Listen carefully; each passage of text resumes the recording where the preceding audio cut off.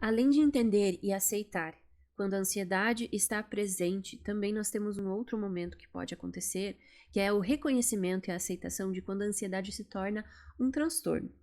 E aí nós entramos num processo diagnóstico para chegar a essa conclusão. O processo diagnóstico de um transtorno de ansiedade precisa ser feito por profissionais capacitados, por médicos psiquiatras, às vezes neurologistas, psicólogos, equipes de saúde multidisciplinar também com esses profissionais, e é necessária uma avaliação criteriosa, cuidadosa, com entrevistas, com testes psicológicos, com questionários, com observação, se for uma criança principalmente também, isso ajuda muito.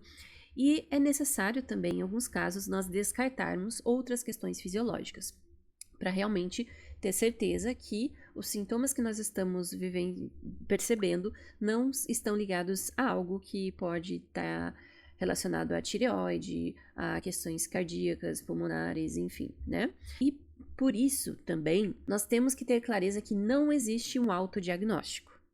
Mas Gabi, eu tô vendo que eu tenho muitos sintomas daqueles que você me sinalizou, que você elencou, e tudo bem, só que isso não é um diagnóstico. Esse momento em que a gente se identifica com uma lista de sintomas, com uma lista de possibilidades que estão atreladas a um transtorno mental, é o primeiro movimento que vai nos dar uma hipótese do que está acontecendo com a gente. Porém, eu só vou ter o diagnóstico mesmo quando eu passo por um profissional que vai averiguar as hipóteses diagnósticas, sejam elas físicas, mentais, psicológicas, sociais, e aí avaliar se realmente eu atendo os critérios para um quadro de transtorno mesmo que exige uma abordagem mais específica de tratamento. Pois bem, nós temos na saúde mental, nem todos utilizam isso como base, enfim, uma das principais publicações que se tem na área clínica é o DSM-5, que é uma publicação da Sociedade Americana de Psiquiatria, e a Associação Americana de Psiquiatria dos Estados Unidos, que também tem uma consonância com a CID, que é da Organização Mundial da Saúde, né? Em alguns pontos elas se tocam, outros nem tanto, mas eu acabei trazendo aqui os elementos do DSM. E aí ele tem lá várias categorias de tipos de transtornos de transtornos mentais de forma geral. Tem transtornos que são ligados ao desenvolvimento, tem transtornos que são ligados à questão da ansiedade, outros com a questão da depressão, transtornos de personalidade. E o que a gente vai encontrar no capítulo sobre os transtornos de ansiedade, então, né? Quais que são esses elementos, assim, ligados à ansiedade especificamente? Nós temos o transtorno de ansiedade de separação, que é muito mais visualizado em crianças pequenas, né, que tem uma ansiedade muito grande da separação dos seus cuidadores, né, dos seus familiares. O mutismo seletivo também, que às vezes também é mais dessa faixa.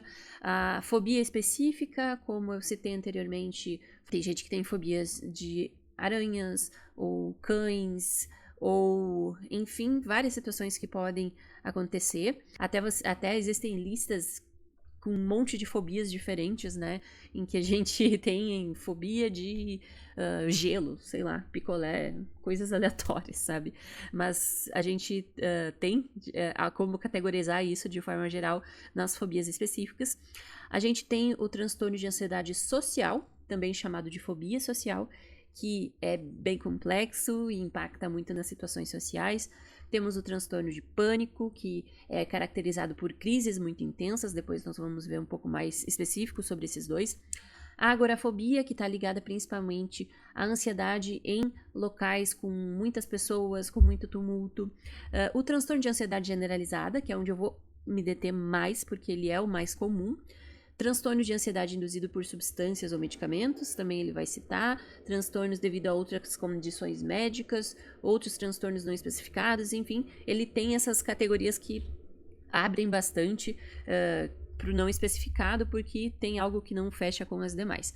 Mas o que a gente vai focar um pouco mais é o transtorno de ansiedade generalizada. Eu vou falar um pouquinho também do pânico e da ansiedade social, que são mais comuns. Mas aí também, né, não vamos, eu trouxe aqui essa lista toda para lembrar que a gente tem outras formas também de manifestação de transtornos de ansiedade.